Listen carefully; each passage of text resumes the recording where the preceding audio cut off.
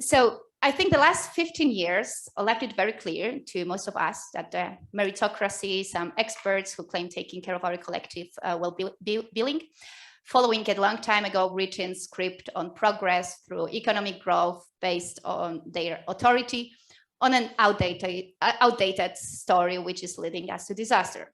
And that is also crystal clear for most of us that related to this bigger myth instructions on how to manage the crisis we are living through indicate the same direction. Seems that we did assume that our future cannot be in the hands of some technocrats, that there is no way of abandoning the never-ending task of doing politics. But what I came here to say is that we need to do politics more than never before, of course. But if it's not an only openly anti-productivist politics, we probably won't get far. We need a radically different dream and story to follow. Recently, Bruno Latour shared the following words on social media, which inspired the following text. To witness rich boys using space travel for touristic amusement shows how much the modernist project of limitless expansion has come to a clownish end. Time to land. Don't repeat history by farce. Dream again by interesting dreams. Those of us who are still not entirely exhausted with a daily fighting for reproducing our bodies and meeting basic needs through employment or precarious contracts, doing bullshit jobs, not socially and from an ecological perspective, meaningful jobs, or those who do meaningful jobs, but organized in such an exhausting, ridiculous, and often insulting human intelligence and draining our souls way, we dedicate part of our tiny spare time to do grassroots politics. And more people who are in the formal representative politics also distance themselves from the liberal meritocratic narrations.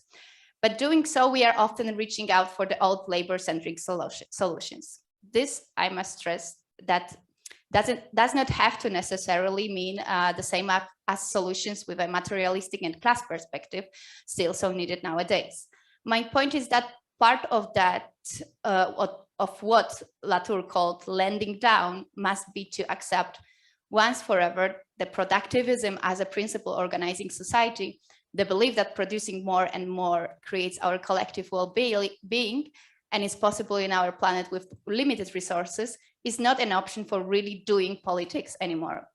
Be that from the parliaments or the streets, in a world we live now, really doing politics means a radical activism. It means actions, even sometimes in form of very small invisible steps, but oriented to change the whole societal organizing paradigm instead of moving some pieces inside the current one. We urgently need an interesting and useful dream to build a broad consensus around the project of anti-productivist politics. From an anthropological point of view, in our Western culture's context, public policies are the tools of social engineering, having actually the function that in the pre-capitalist societies had the myths. If they express our deepest beliefs and values, orient present action, and so create the future, then we need concrete, openly anti-productivist public policies too. Before I will tell you why I consider the UBI an important public policy for building a sustainable, so an anti-productivist future, let me explain what the productivist myth is and briefly what an anti-productivism could be. Just a moment.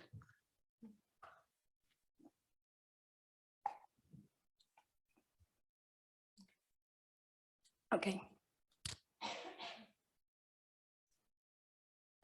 Yeah, it works. Okay, so the wrong, destructive dream of my generation's grandparents and parents was based, first of all, on the belief that we can dominate the nature and treat it as if we were not part of it. That we can exploit natural resources, animals, and our own bodies for the sake of the economic growth, and that this make the society more free from the material needs, and so more free in general. The growth ideology set up the individual life's goal to maximize his utility The demonstration of the status was to work to buy things, to then throw them out, to work more and buy and waste more. All the central organizing elements of the society, so naturalized nowadays, it means considered for the social majority as neutral and unchangeable, like, for example, the waged work, private ownership, and all related to them exclusion and dependency are supported by the public policies. In this story, the wealth of nations operates as the higher instance for which the individual and the so-called environment, just surroundings for the real man's action, must be sacrificed. They are not an aim in itself, so either they are in the central place for the public policies. Public policies are, as they are thought today, are just not designed for that. In the story on the progress with capital letters, people and the planet are the instruments for a supposedly higher aim that they are, as were the gods for which slaves were building the pyramids, dying from exhaustion in the process. We don't have here time to list all the consequences of this modern story, orienting lives of each of us. Wars between geopolitical blocs in order to control resources, exhaust of these resources, contamination, countryside depopulation, no colonialism to achieve cheap energy, depletion of social reproduction and biodiversity, as we take more than we give, climate change, mental and health problems, human unhappiness due to the pressure, alienation, lack of freedom, or stigmatization, as our daily experience clash with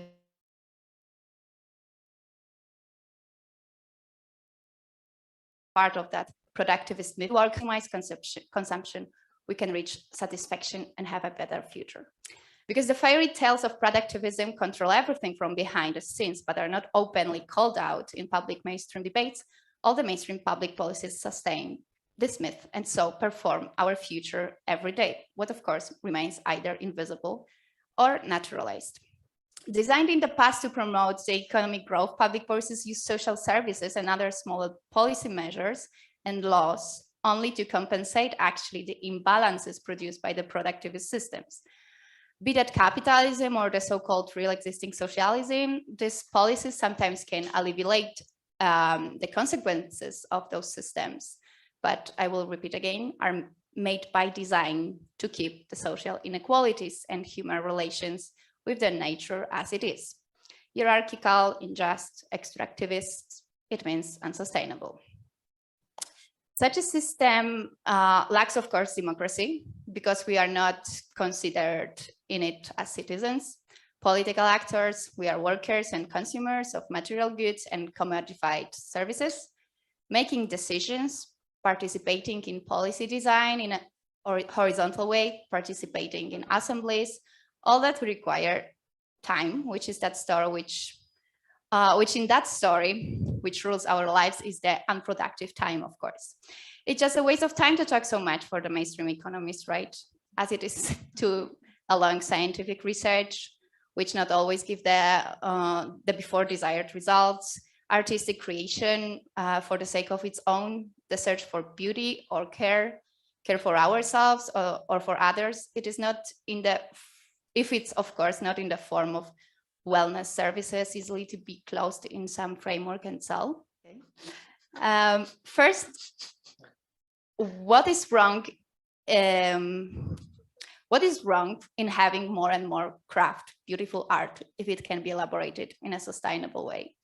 And as Naomi Klein reminds us, the experts blaming the general culture of excess is just politically blind and pressure people only to reduce the consumption is neither fair nor just. We are not equally responsible for overconsumption.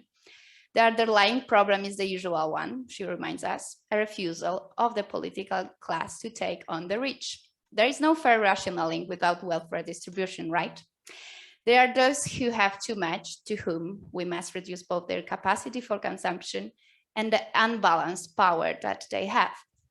Why we are making sure that the others have enough, actually. To do the politics of anti-productivism then would require to first really, truly understand the logics of the story on progress. So we are able to break up with all the framework. Not only say that, for example, before we put in the center productive work, so now let's put the reproductive work there. It means the formation of the worker to later obediently serve the productivist end, as opposed to the sustainable reproduction of a human being, of course. We need to decentralize work in general, because work is the main tool of the productivist system. At the end, it's a problem of power. Who make the decision about how we spend our time, where we invest our talents, efforts, emotions, all other resources, and how we treat the planet and the commons? It's as simple as that. The work ethic is a story of those in power because during the 20th century, they managed to equalize in our collective conscious what is considered valuable by the society effort and way of spending time with working for the productivist system. It's just convenient for them that you consider yourself a decent human being only when you work. And that we all consider that all work is necessarily good just because it's work.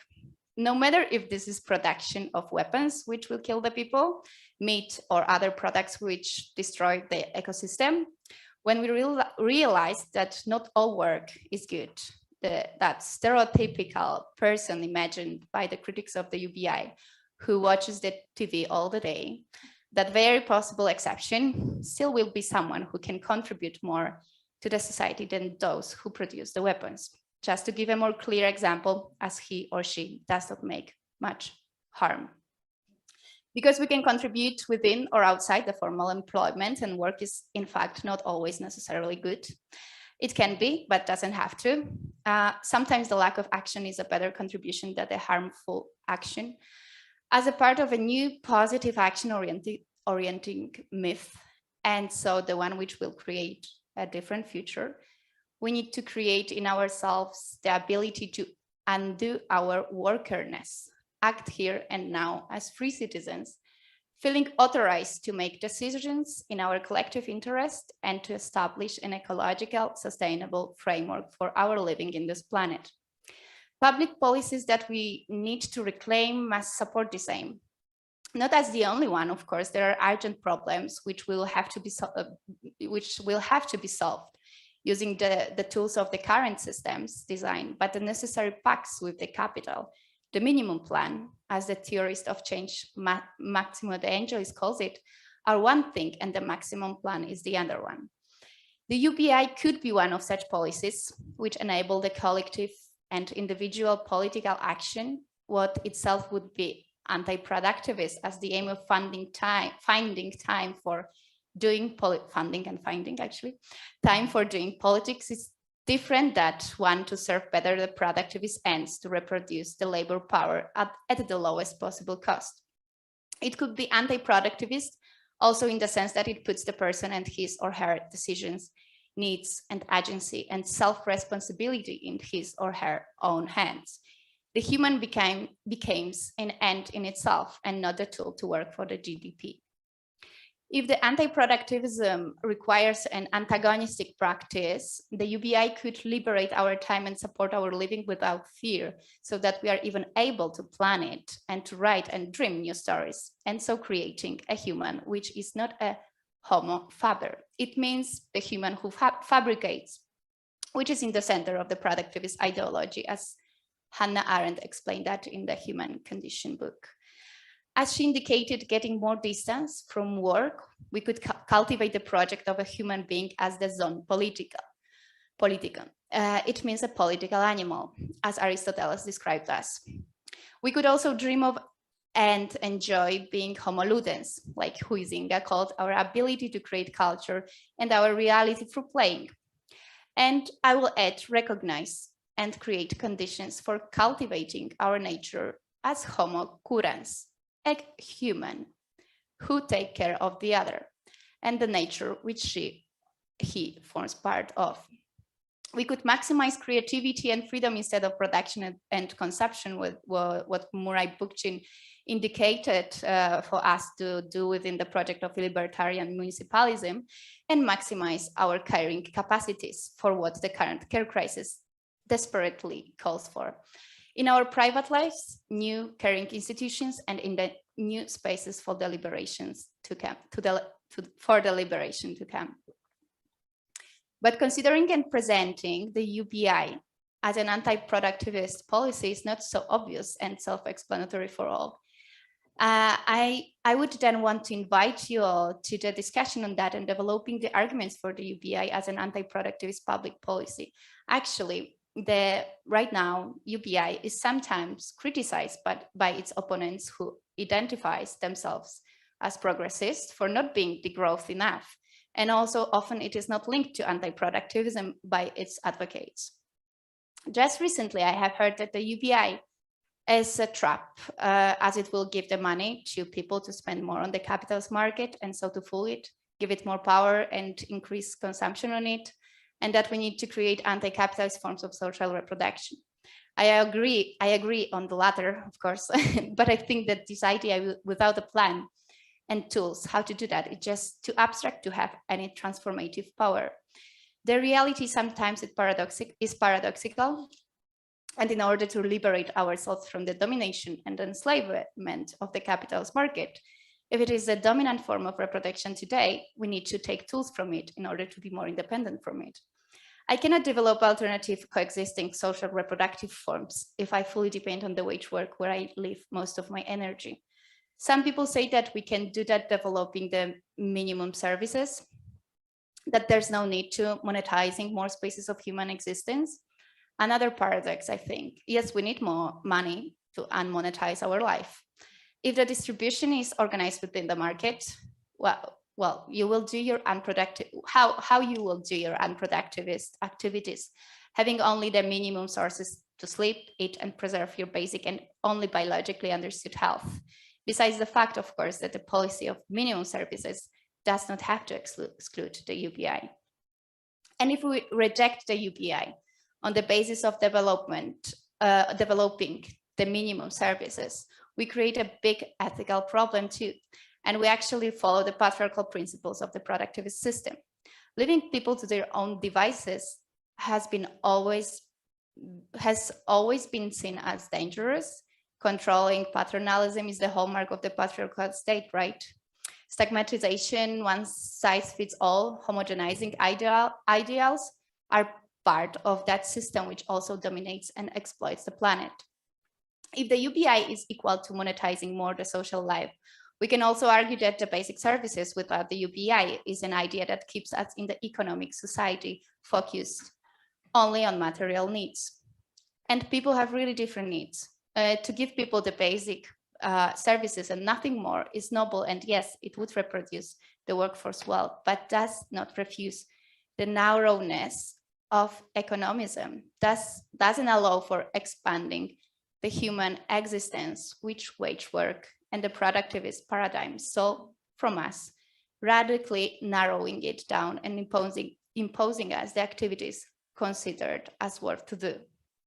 So coming back to how I have started the speech, let's keep doing politics, but let's stop participating in sustaining the farce. Let's dream interesting dreams and rise up stronger for the tools to work towards their realization. There is a realization of more and more pilot programs, especially so promising ones like the newest one in Catalonia, about which we can speak these days, is one of the ways to speed this process up. Thank you. Change a cultural idea of consuming and working more and more. Yeah. But what is the role of basic income to afford this? We need to fund it. We need money from the economy. We need money from producing things, yeah, there could be a contradiction. So how to finance the basic income when we reach anti-productivism, when we would reach it? So there's not enough money to finance the universal basic income. Like this is like the typical argument. I thought we were on another level. I mean, I'm not here, to explain how we fund the universal basic income, right? This is the rule of economists, and we have, for example, brilliant works on that in Catalonia. how to finance the universal basic income. And of course, there are a lot of ideas for that. What and you say basically that to give the people the universal basic income, we still need to work on the market. But this is like the most basic critics toward that, and the economists explain that very well. It's not my job to do that. My job is to give it some political framework and horizon and put it in this context. But what your question inspired me to say is that normally we think in that dichotomic way that, okay, we have this capitalist market, productivism, and all the negative consequences of that, and that we need to change it, and that it will appear from out of nowhere, right? But it's never like that, that we have one dominant form of social reproduction. The capitalism is the dominant one, hegemonic one, and the one that you are, if you don't have the means of production, of course, you are forced to participate in. But it's not the only one, right? With our tiny time that we have, spare time, we are reproducing life in different ways, based on commons and many other, in many other ways, right? So the idea is not to, you know, like in some vacuum space to invent some different system. It's just not realistic. It will never happen. It's just about making that one form of social reproduction. Imagine the capitalist social reproduction, which is like, you know, like optional, that you can participate in it and you cannot participate in it. It changes everything. Maybe most of us are not so anti-capitalist then, because it's like you can choose and it's not a dominant form, right? So it's about creating parallel way, reproducing ourselves, and taking money from the market, capitalist market. It's a way, it's like a materialistic approach to be possible to do so, because we need sources to also take from this dominant social reproduction form, and we need time for that. It's just as simple as that. So it's not like about, you know, one day wake up in a different system who I don't know who gonna create, but it's about us to have a choice. Because like right now, if you want to, you know, reproduce yourself, you are by force participating. Sorry.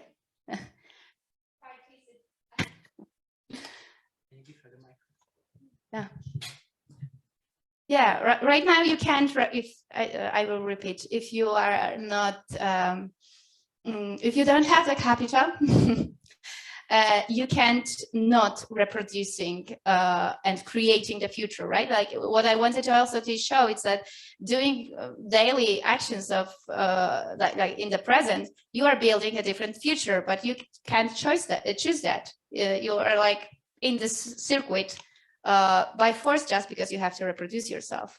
So if you take the money from that, and I'm not an economist to talk about the details of funding the universal basic income, but we know that it's perfectly feasible. So you are basically able to build another parallel systems, which would not totalize all the life. Thank you for your talk, Angelina. It was illuminating, and I'm sympathetic to that. Let me just make one specification. It's a kind of comment and then a question. First, the comment. I agree that in European countries, mainly in the European Union or USA, etc., in general, in the developed world, it's an overproduction, and we need what you explained, sure. But at the same time, we should be sensitive that some parts of the world are not so developed. In many developing countries, there are poor people. 20 to 25 million people are dying from hunger and connected illnesses every day, according to the conservative statistics of the United Nations. And when I make research in Africa and other developing countries, these friends tell me, well, we understand you are overproductive, but we don't want to live in slums or favelas, you know. So I think that we should be sensitive and to see various places in the planet which needs to be a bit developed, and other places has to be degrowth, I would say. So this is just a specification. It's not against the general thesis you develop, you analyze. I agree with you, but I just try to specify it in various places in the world. And second, my question. When I think about degrowth, I agree with you again, but I have a question even for myself, and I still don't know how to answer it. I struggle with that for years. I mean, if we decide to live in a just society and we create it locally, right, here, there, but if there are other societies which will not follow that track and they will be productivist, they can be more developed after 1, 2, 3 generations, etc. Unfortunately, they can develop more weapons, etc.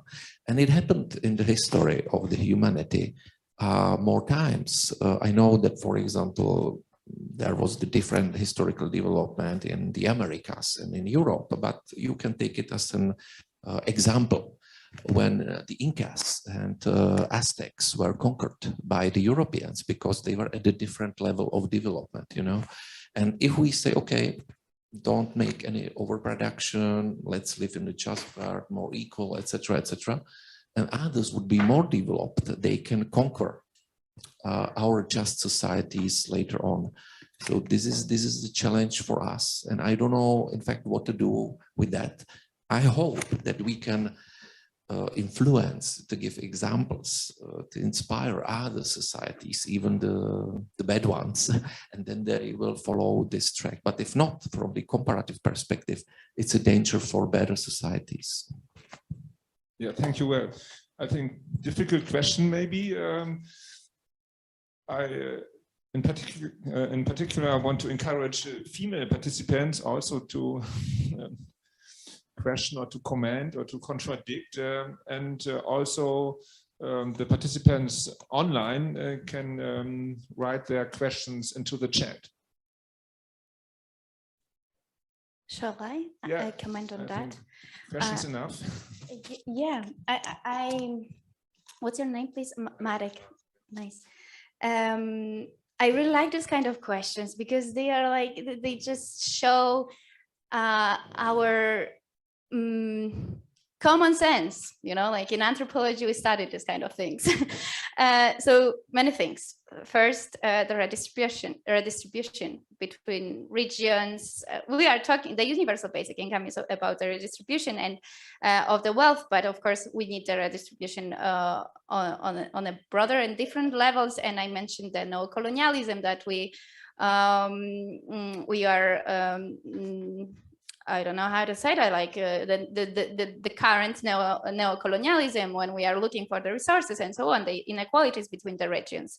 But that's the first thing, like redistribution, right? It's not about telling, let's say, poorer regions what to do and so. But the most important thing for me is that you take for granted, from that very productivist mindset point of view, that this growism, that this productivist economic model gonna bring the supply for the people, like you said, but they are poor, they can't see growth. But why you take for granted that this is this mode of production that will actually provide to the people? It's like, it's a way of thinking that just because in the history was like that, it must be like that they have to follow our pattern. Actually, this is very neo-colonial mindset also, like that they are our you know, younger brothers that need to follow our pattern or something like that. No, they are like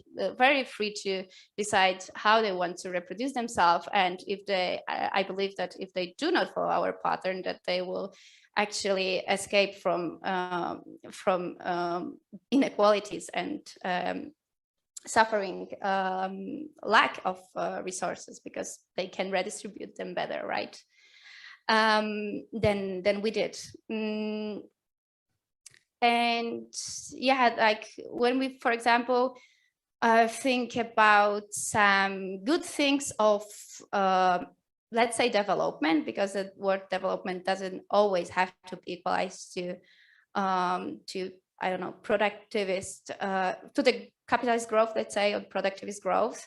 Good things like development of some kind of high technology that is used in, I don't know, in hospitals, for example.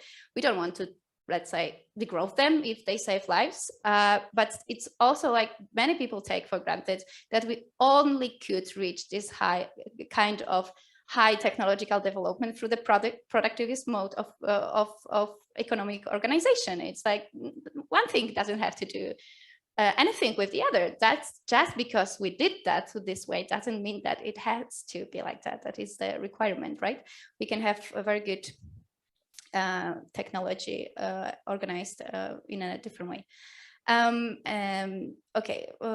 Also, yeah, like in this kind of thinking that, oh, they're gonna come and eat us because we are not gonna be strong enough. Maybe it's difficult to explain it in here right now, but it's very like patriarchal mindset also. That, you know, like people will compete always, but actually the productivism is based on competition of the nation states. It was historically developed like that. Like first we had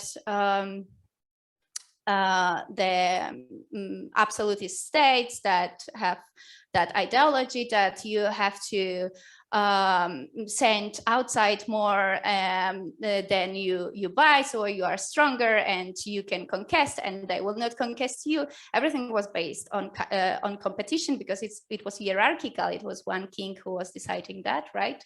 And nations are were people who were slaves actually working for the wealth of the nations, right? That's actually the previous period, which is based of the productivist system. But it doesn't have to be like that. It was also like historically constructed, and nothing, nobody can say that people will, you know, like orientate their life to conquest others. And another thing, even if it, I don't know, like, okay, not only all the people, but okay, I agree with you. We start with all of that, and I don't know, China will conquest us or something like that, and we have to be prepared for that. Still, why would you have to be prepared for that following the productivist? I don't see the connection, like, you know, the straight connection. There's no connection there. Yeah, I feel like, I really feel like productivist economy is like something, I don't know, strong economy. Maybe it's destructive, but this is the real man's activity. And when we talk about the growth and stuff like that, it's just like, you know, like, okay, but it's weak, you know, and it's necessary, but it's weakness. It's like, it's very patriarchal. Come on.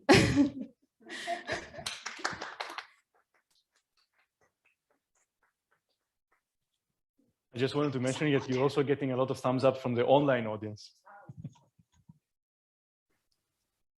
Okay. Would you like to add There are something? some online questions too. Yeah, Jitka, please. Yeah, thank you. Just Angelina asked me if I would like to add something. I mean, she's speaking really crystal clear, and thank you for that. But just adding, like stressing what you already said, I mean, we all live in and we can feel it in our lives, that this system is not really helping creativity and open source sharing, that we are not actually allowed to be, you know, curious about like what we could actually achieve when we put the powers together and intellects together and skills together, and can just develop much more good life oriented future. And so this is one thing for like that this is really not proper to link productivism with creativity that would like help the development. And another thing is that, you know, good life is actually luring, it's seducing. So when we speak about that, like some societies would become anti-productivistic in the way Angelina mentioned and like spoke about. Okay, you know, what makes us think that the other societies would still stay productivist. Because, you know, other concepts could be really powerful just by setting the example. And we could also think about that. Thank you.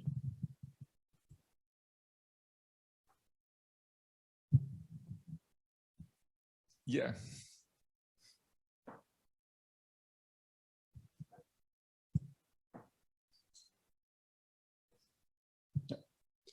Thank you. You made it clear that simply being anti-growth is not enough. At least to me, it was clear. I have a question on that. Is it possible that working to change the economic paradigm away from GDP increase to measuring human progress in other ways actually distracts from the total change of myth that you quite clearly described?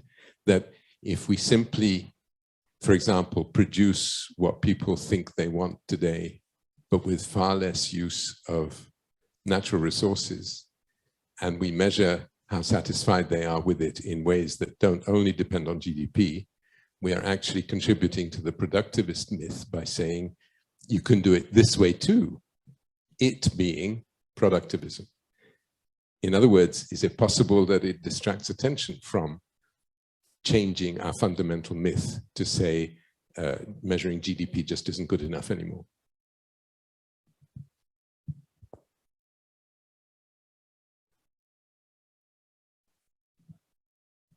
So when I look here in the audience, I see so far no. There is one. There's one. Online. Okay. There's can online. you read it? Yeah. Can you read it? Yeah.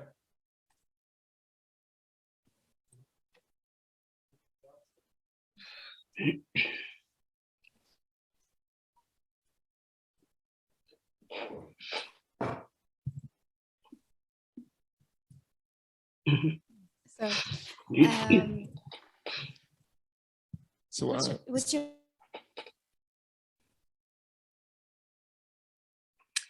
like? Sorry.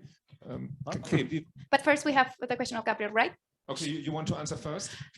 Well, one after the other. It's funny because yesterday before going to sleep, I thought that this question would appear, and really, and I was thinking about it, and I don't have a good answer, but I was thinking about that. First of all, I don't understand why we need sometimes for some things these quantitative indicators. I don't know, for example, for life expectancy, but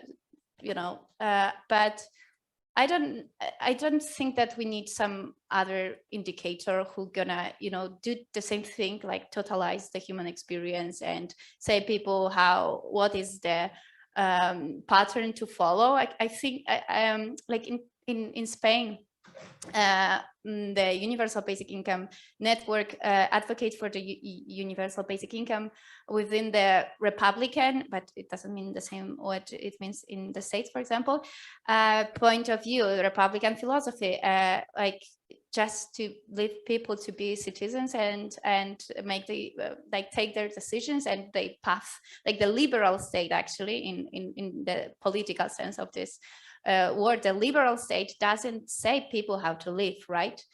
So then when you measure it and so on, it's like a little bit already indicated things, like indicating the path, but still I don't have the good answer. But always when you want to like replace one thing with the other, there's always like the risk that you still reproduce the form, but you just change the content, and somehow there is the same logic. So I think we have to break the whole logic maybe. But I invite you to think about it. It's a good question, and I don't have the good answer, I think. Yeah, Vivian from online. Yeah, get in there. Okay, thank you.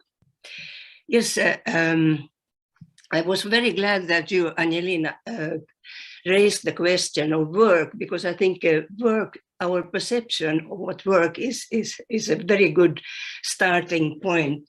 So in my view, we need a change perception of work from employment to all activities in which people are engaged. And this, I think, has a very interesting effect, that if activities are the main focus, then the sharp distinctions we have between working life and work in civil society, artistic work and everything, so that is not done in an employment disappears. And I am looking at these questions by questioning GDP as measurement, but I think there's no harm in measuring the value that is inherent in what we do as humans of our own choice. And of course, here the basic income is central, because then we have the possibility to choose what we think to be meaningful.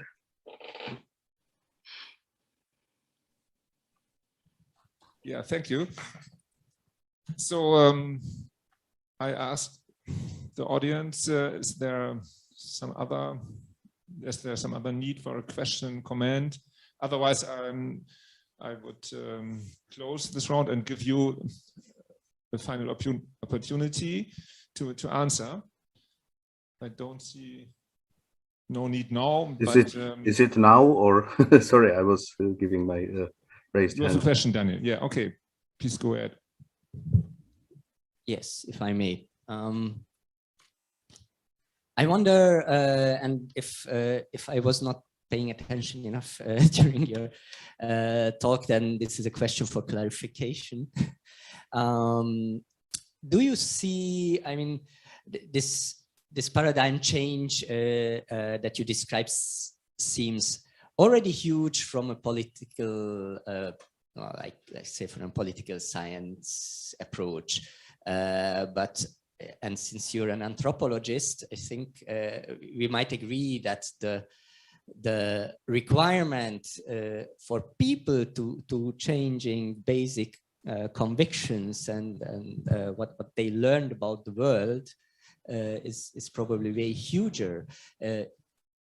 So how do you see the way that this shift actually happens? Is probably the current crisis a possibility where people at least start thinking about, you know, the problem of fuel prices, of food prices, and how also the global market is organized? We not just have the war, now we have the problems with China and the pandemic there. So is that a possibility, or is the reactions that we see that people also complain if, you know, they have to pay more for the gas, like 2 cents more, is that rather chilling what concerning the prospects of such a big change? Thanks, Daniel. I will add one little question. I like very much the argument that basic income can lead to such a cultural development, which we may call degrowth. But I think the crucial point in our argumentation in favor of basic income should be that it's not a coercion, but that is an option we would get with basic income. We cannot know what kind of idea of good life people will have with the freedom of basic income. They are not forced to be integrated in the monetarized economy. So we cannot know if they would work more with basic income to consume more, or if they would take the way to a deconsumerist life and to another practice of reproduction as you hope for. Yeah. So I think that's a crucial point, that with basic income, everybody gets the option to go more or less out of capitalism and go more or less out of the integration in this monetarized economy. Okay, Angelina, you have the last word. I think that about monetizing and the paradox of the UBI in relation to that, I explained it in the speech. I wanted to answer to Daniel. I also think that it's very important. If you ask me what I think from the anthropological point of view, then I'm going to answer you in a very anthropological way. First of all, I think that if you let people to choose if they want to enter their circuit or they don't, I think that they will also buy less. Why? Because there is some kind of magical thinking in consumerism, and there is some, of course, if you have to work to consume, right? And if you work and you can't, for example, choose, okay, I want to work 1 hour or 2 hours and then do other things that, you know, that will not bring money. If they still use 10 hours, because, okay, they say 8 by normally, you know, with commuting and all that stuff, and then resting from that, it's like 14 even a day. So if they still use so much your time, energy, and everything, your soul even, then there you apply some kind of magical thinking. You just go there and buy yourself an expensive thing as a way of, you know, like recuperating what they stole from you. If they don't steal that, you don't have to do this practice, right? That's the first thing. People will not just, you know, like having resources and money for things and go and buy on the market. It's draining also to be buying all the time. Even if we have money, doing this activity is not so. So it's like. It's a pleasure when you already sold your energy on the market, right? So you want something in exchange. And in anthropology, we use the term of moral economies for this mindset, you know, that what you're gonna do, like your beliefs and thinking, which drive your economic practices and so on. And normally it's like, as I think somehow showed in the speech, that normally it's that first you have it and then you take the action according to the myth or the beliefs and so on. But also what happens, and it's something on the like related to anthropology, but even more to the psychology actually, is that if we are forced for some practices, we developed some narratives around it because we want to, we justify the things, right? Because we want to, nobody wants to feel humiliated, right? So you justify that. And you tell another story just because you are forced to do something, right? Like slaves were not, they didn't, many often, like they didn't like even to talk about themselves as slaves. Yeah, they were justifying, they were defending the system and so on. So I think that if you are not forced, first of all, to enter their circuit, if there is no coercion, you don't have to follow this moral economy. And you are not actively creating it. If the social status is not related to your performance on the labor market, so you don't have to show the other people that you are better through the work and materialistic things and so on and so on.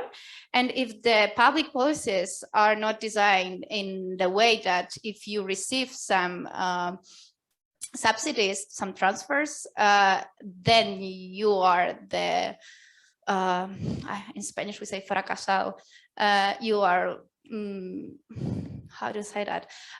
Like, you know, like if what you receive is not stigmatized, because everyone receives that, and this is your right, and as a citizen, it's actually empowering, not stigmatizing.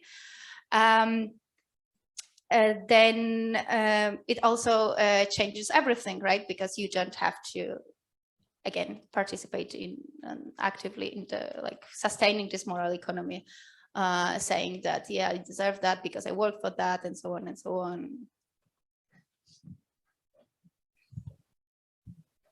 Yeah, Angelina, thank you very much for your speech and for the debate. I think the questions will have to be discussed for a long time, but I think it's a start to think about this possible connection of basic income and degrowth. Many thanks for that.